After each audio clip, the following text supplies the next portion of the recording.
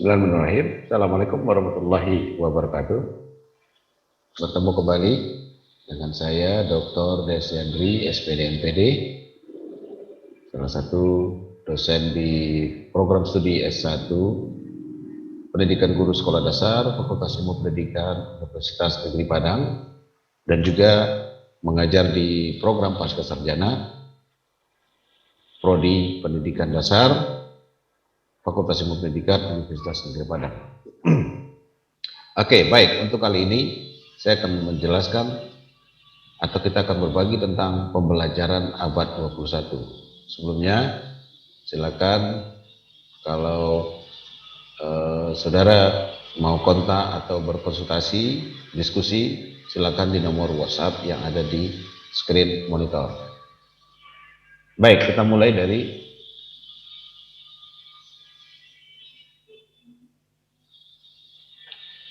kita lihat dulu seperti apa kondisi saat ini. Nah, kalau kita lihat perkembangan yang ada sekarang ini, terutama perkembangan IT itu sangat pesat. Bahkan juga terakhir dengan beredarnya revolusi industri 4.0, maka semuanya dipengaruhi oleh perkembangan teknologi tersebut. Tidak lupa juga pendidikan juga termasuk yang terkena dampak dari perkembangan teknologi ini. Baik, kita lihat. Selain perkembangan teknologi yang berpengaruh besar terhadap proses pendidikan, tentu juga akan bermuara terhadap perubahan peran guru. Kalau dulu pembelajaran itu dilakukan berpusat pada guru, nah sementara pada kondisi sekarang ini tidak bisa lagi melakukan paradigma seperti itu, maka kita harus merubah peran guru tersebut. Yang biasanya guru dominan di dalam memberikan materi, sekarang menjadi terbalik. Jadi siswa yang menjadi dominan. Kalau dulu siswa menjadi pasif ya, sekarang siswa harus aktif. Nah, di samping itu merubah karakteristik peserta didik.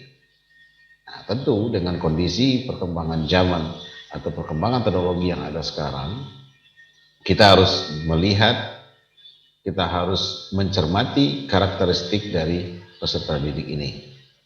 Kalau dulu boleh kita bisa melakukan pembelajaran yang katakanlah menuntut siswa mendengarkan, menuntut siswa menerima apa yang kita sampaikan. Tapi sekarang menjadi berubah, kondisi itu menjadi berubah. Nah, sehingga siswa menjadi subjek didik sekarang. Apalagi dengan pembelajaran yang inovatif. Nah, ini sangat disukai oleh siswa zaman sekarang.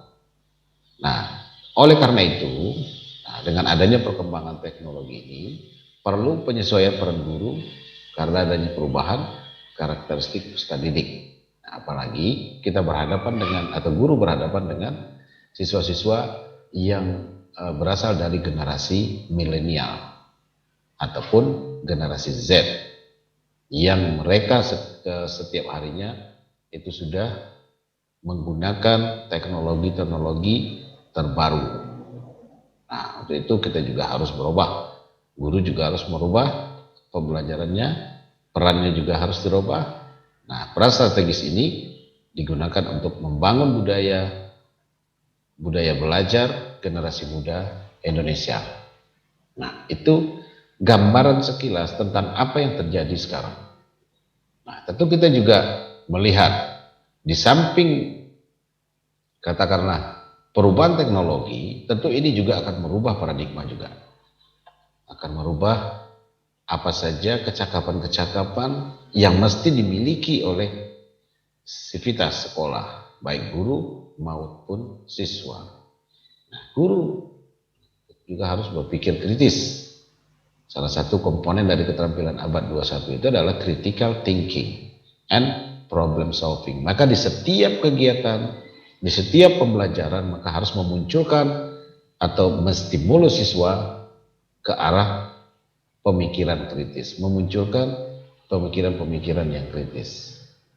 Dan juga harus ada disertai juga dengan kreativitas dan inovasi. Seluruh portofolio yang dihasilkan oleh siswa, pemikiran yang dimunculkan oleh siswa itu mengarah ke kreativitas dan menciptakan sesuatu yang baru atau yang belum pernah dilakukan orang sebelumnya, atau melakukan pembaharuan terhadap sebuah karya. Nah, termasuk juga perlu juga adanya pemahaman lintas budaya atau cross cultural understanding. Nah, ini sangat penting. Jadi kita tidak hanya memberikan materi, atau berbasis kompetensi saja, tetapi juga mengarah kepada penanaman nilai sikap. Jadi pemahaman lintas budaya, bagaimana memposisikan diri di tengah atau ketika sedang berada di tengah-tengah teman-teman yang punya perbedaan budaya. Misalnya orang Minang ketemu dengan orang Jawa seperti apa, atau orang Minang berbicara dengan orang Batak seperti apa, maka kita juga harus paling tidak memahami budaya mereka, sehingga kita baru bisa melakukan komunikasi yang efektif.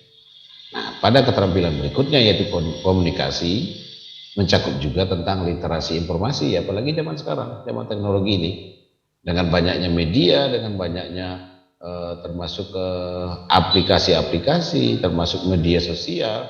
Nah, ini memungkinkan kita melakukan komunikasi secara virtual. Nah, belum lagi ketersediaan komputer. Nah, dan kondisi ini juga akan bermuara terhadap pencapaian karir dan juga kehidupan dari siswa kita sendiri. Nah, ini kondisi-kondisi yang harus kita tanamkan pada setiap pembelajaran. Nah, memang berat tugas guru ya. Nah, melihat kondisi ini harus berpikir kritis, harus mengarah ke pemecahan masalah, baik masalah-masalah yang ada di pembelajaran maupun keterkaitannya dengan permasalahan-permasalahan yang ada di kehidupan mereka sehari-hari. Mereka juga harus dituntut kreatif, ya, memunculkan menginisiasi dan juga bentuk-bentuk tindakan lain yang memunculkan sesuatu yang baru, pemikiran-pemikiran baru. Nah, ini yang dikatakan dengan inovasi. Jadi setiap harinya mereka dibumbui dengan cara berpikir yang kreatif, inovatif, menuju kepada persaingan dunia global. Dan juga di samping itu, selain mereka membekali diri mereka sendiri, juga harus ada pemahaman lintas budaya, menciptakan komunikasi yang efektif, nah, terutama menggunakan media-media informatika yang ada di zaman sekarang. Nah, sehingga kalau ini dilakukan dengan baik, maka mereka bisa mencapai karirnya dengan baik juga. Nah, sehingga mereka bisa survive, bisa sukses dalam kehidupan sehari-hari. Nah, kondisi inilah yang perlu kita cermati. Maka mau tidak mau, zaman sekarang nggak bisa lagi kita menggunakan paradigma lama. Kita harus menggunakan paradigma baru yang sesuai dengan perkembangan sekarang. Apalagi kalau kita lihat generasi muda, apalagi generasi Z, ya, itu berkecimpung dengan teknologi baru. Bagaimana mungkin kita melakukan pembelajaran gaya lama? Nggak mungkin lagi. Kita harus mengganti paradigma pembelajaran dengan cara-cara terbaru, dengan kondisi faktual dan juga kondisi real siswa di zaman-zaman sekarang. Karena karakteristik mereka jauh berbeda jika dibanding dengan anak-anak zaman dulu. Anak-anak ketika saya masih sekolah dasar, ketika bapak ibu guru sekarang masih menempuh sekolah dan juga semacamnya. Maka untuk itu perlu adanya penyesuaian dengan perkembangan teknologi yang ada sekarang.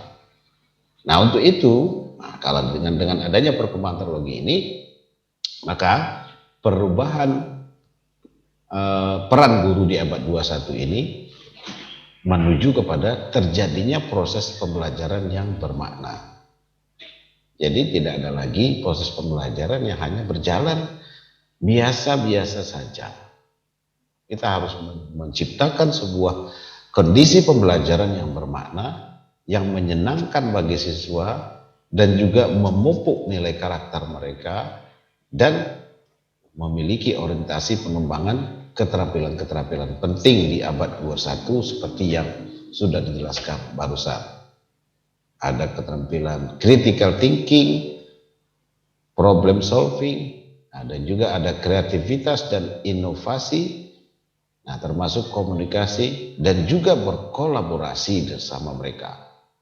Bagaimana mereka menghasilkan satu produk, menghasilkan ataupun mendapatkan satu ilmu dengan cara berkolaborasi.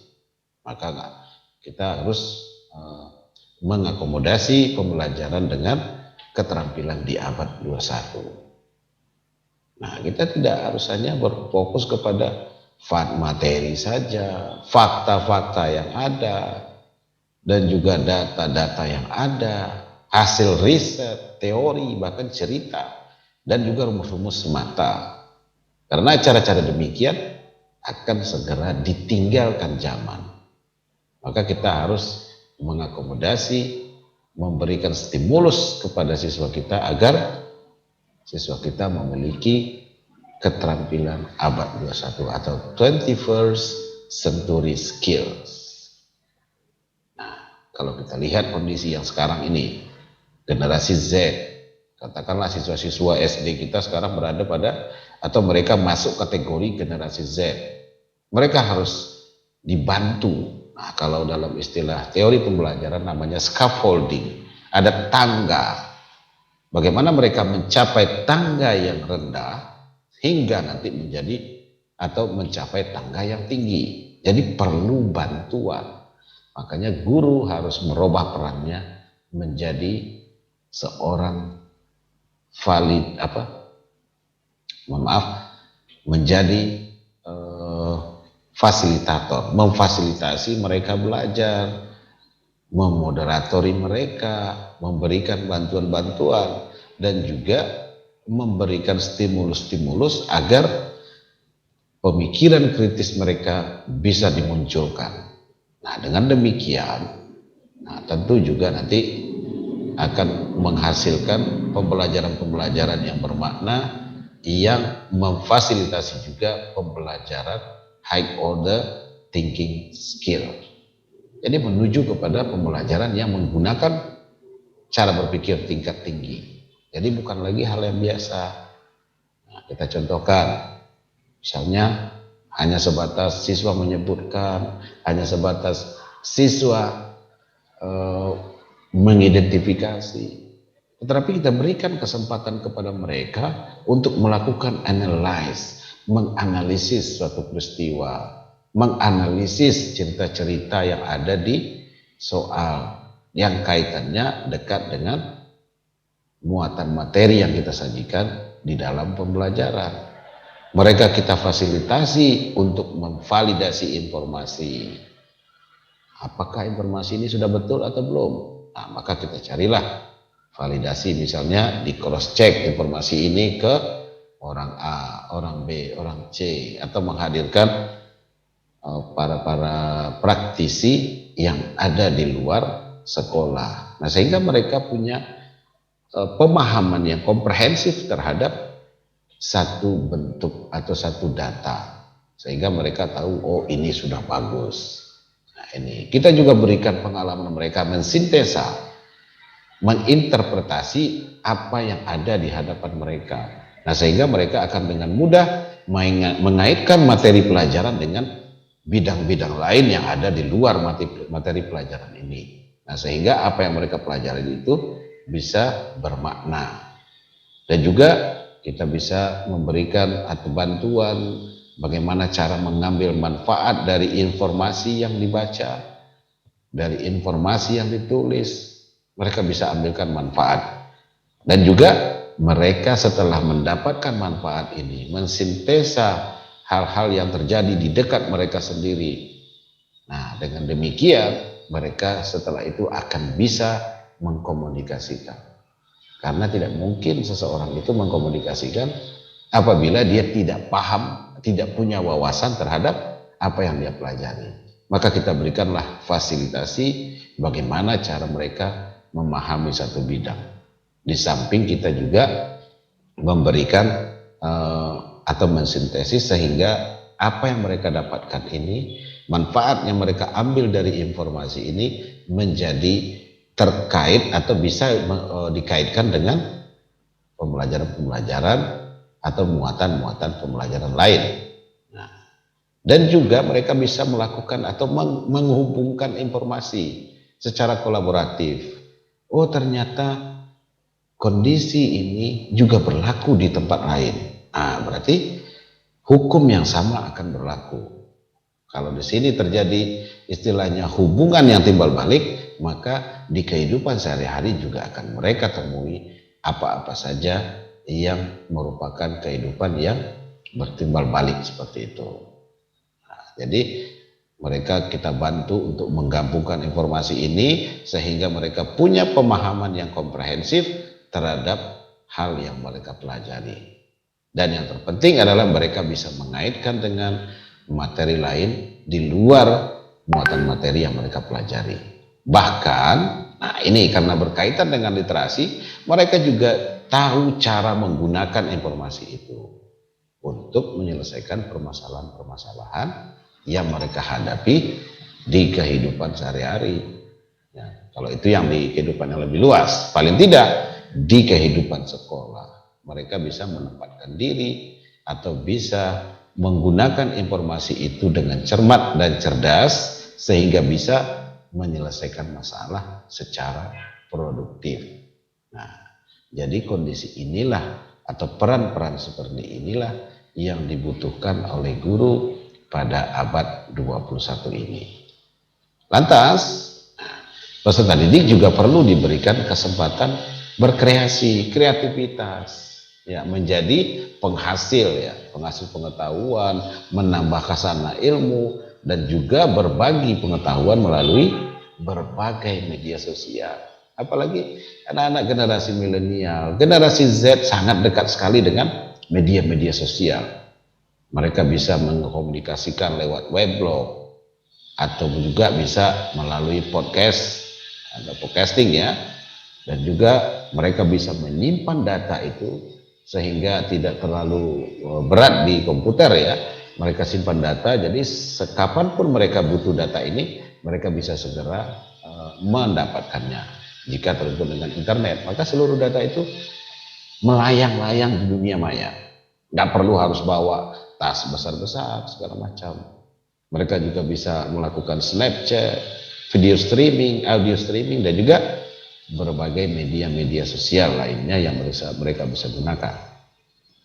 Nah, dan kalau kita bandingkan juga dengan posisi masyarakat sebagai prosumen, dengan sendirinya dapat terbentuk apabila peserta didik sejak awal dikondisikan untuk terbiasa mencipta. Jadi tidak lagi mereka terbiasa meniru. Bukan, kalau meniru mungkin tergolong kepada paradigma lama, ya, tetapi berupaya kita memberikan kesempatan mereka memunculkan pemikiran kritis mereka agar mereka bisa mencipta dan menjadi subjek yang aktif dalam proses pembelajaran. Nah, sesuai juga dengan karakteristik kurikulum 2013, terutama pendekatan tematik terpadu yang mensyaratkan atau yang mengatakan bahwa perubahan paradigma dari dulu guru yang mengajar, sekarang siswa yang belajar. Maka mau nggak mau harus terjadi keaktifan di sini. Dan juga pesan buat saudara-saudara kita semua, Bapak Ibu guru, ya, pahlawan tanpa tanda jasa, untuk mengenal berbagai model pembelajaran abad 21 sehingga bisa memandu kita bagaimana seharusnya pembelajaran itu dilakukan sehingga memberikan kebermaknaan, berkarakter, dan juga menjadi satu bentuk bantuan kepada siswa untuk bisa survive dalam kehidupan mereka sendiri. Nah, pendekatan utama itu adalah student centered learning. Nah, jadi pembelajaran itu harus dipusatkan kepada siswa. Jadi yang menjadi sumbernya adalah siswa. Tidak ada lagi guru yang menjelaskan terlalu lama. Akhirnya dikenal dengan istilah gurunya yang selalu ceramah dan segala macam. Nah, ini kita mesti ganti. Kita mesti ganti, kita harus beradaptasi dengan perkembangan teknologi yang terbaru.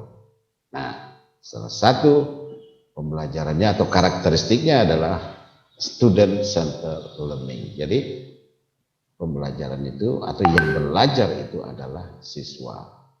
Dan juga menggunakan paradigma pembelajaran konstruktivistik. Jadi mereka berupaya membangun pengetahuan mereka.